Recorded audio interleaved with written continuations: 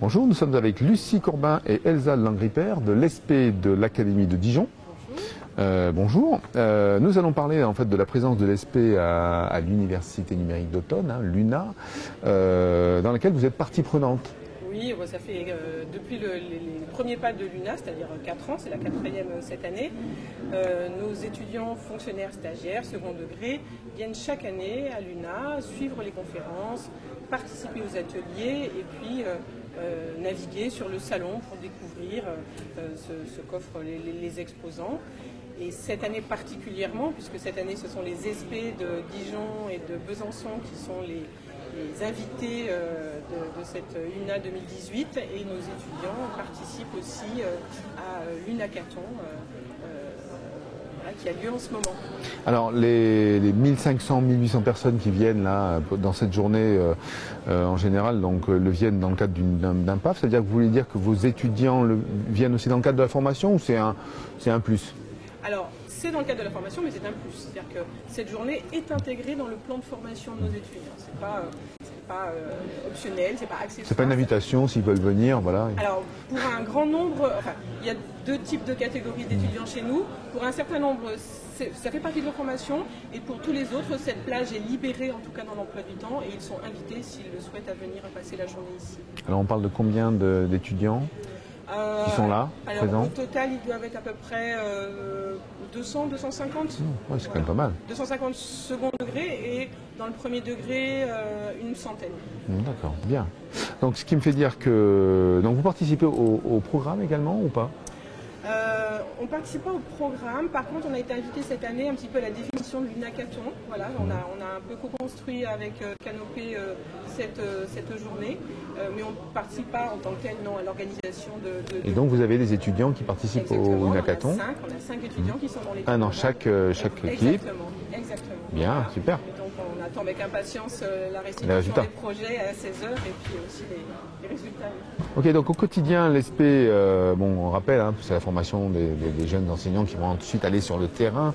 La part du numérique est de plus en plus importante. Alors c'est pas que du numérique, bien entendu, on sait que les ESP travaillent sur plein de choses. Est-ce que le numérique gagne du terrain? Donc c'est Lucie qui va nous parler de ça. Est-ce que le numérique gagne du terrain dans la formation? Voilà, dans la formation. Oui, évidemment, il y a une part importante aussi dans la formation, de formation à et par le numérique. Alors, le numérique aussi comme un outil au service de la pédagogie. Donc, on a des formations aussi bien dans le Master 1 que dans le Master 2, dans la première année ou la deuxième année, et aussi bien dans le premier degré que dans le second degré. Il y a une commande du ministère pour ça ou pas? Oui, ça fait partie aussi des demandes du ministère que de former les futurs enseignants à l'utilisation de l'outil numérique au service de la pédagogie. Et puis, en dehors de la commande ministérielle, c'est important que les futurs enseignants puissent vraiment apprendre à utiliser l'outil de manière réfléchie, de manière raisonnée aussi, en fonction de ce qu'on peut avoir comme information aussi de par la recherche. Donc, on essaye aussi de leur apporter des informations sur la recherche, ce que dit la recherche sur l'utilisation de l'outil numérique et comment essayer de l'utiliser à bon escient dans ses pratiques. Alors que je comprenne bien, je vais à l'ESP de l'Académie de Toulouse, je vais retrouver la même chose que chez vous ou il y a des consonantes locales? Alors, je ne sais pas tout à fait ce que fait Toulouse, mais... donc ça peut être différent, si vous ne savez pas, c'est que quelque part ça peut être différent. Mais l'idée est de former les futurs enseignants à l'utilisation de l'outil numérique. Il doit y avoir quand même des choses globalement similaires, mais peut-être qu'après il peut y avoir des déclinaisons locales. En tout cas, nous en avons dans chaque année de master et nous offrons aussi la certification, par exemple, au C2I2E, qui est offerte par l'université, qui est une chance en plus qu'on offre aux étudiants fonctionnaires stagiaires. Le C2E, vous n'utilisez pas Pix pour ça, non? Et maintenant aussi Pix. D'accord. Qu'on passe vite sur les idées préconçues. Donc les jeunes générations, ils arrivent, ils sont baignés dans le numérique, non? Et donc ils n'ont pas de soucis pour appréhender les formations de l'ESP concernant le numérique. Alors ça, c'est ce qu'on appelle chez nous un neuromythe. Oui. Ça tombe bien puisque je connais un petit peu le sujet et j'enseigne moi-même aux étudiants, aux fonctionnaires stagiaires qu'il faut faire attention à cette idée préconçue. Ils baignent dans le numérique mais dans un usage très particulier, un usage plutôt des réseaux sociaux et c'est tout à fait différent que de savoir utiliser l'outil numérique comme un outil au service de la pédagogie. Ils sont quand même baignés dans la culture, donc au niveau du AMI, ils comprennent les dangers, je suppose. Non, même pas. Joker. Non, pas de joker. Ouais. Je pense qu'on pourrait le croire Ouais. et que ce n'est pas forcément la réalité. Il faut vraiment se méfier de cette idée-là, qu'ils baignent dedans et qu'ils sont informés de tout ça. Au contraire, je crois qu'ils ont vraiment besoin d'être accompagnés, qu'on leur explique aussi toutes Ils ces découvrent. choses-là. Non, c'est vraiment comme quoi. C'est pour ça que je voulais insister, on le sait, mais souvent les jeunes, ils sont déjà dessus, ils sont sur leur smartphone, donc ils savent tout. Ce n'est pas vrai.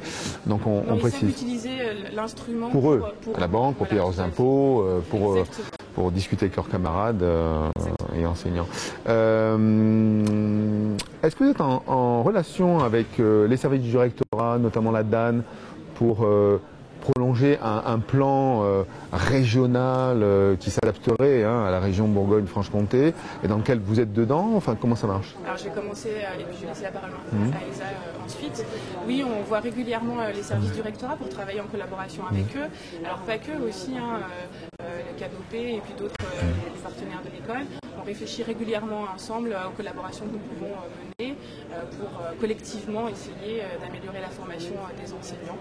Donc effectivement, on a plusieurs choses en cours, des formations, une journée d'études qu'on veut mettre en place à la fin de l'année, au mois de mai, qui va allier recherche universitaire sur le numérique et pratiques pédagogiques innovantes autour du numérique également.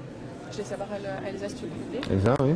Je voulais juste rajouter que donc aussi nos étudiants font des formations hybrides, notamment les formations magistères. Et donc là, c'est les collègues de la DAN qui viennent expliquer à nos étudiants fonctionnaires stagiaires les intérêts de ces formations hybrides et à distance. Et donc on a une partie de nos étudiants qui sont en DU qui font des formations magistères avec la DAN.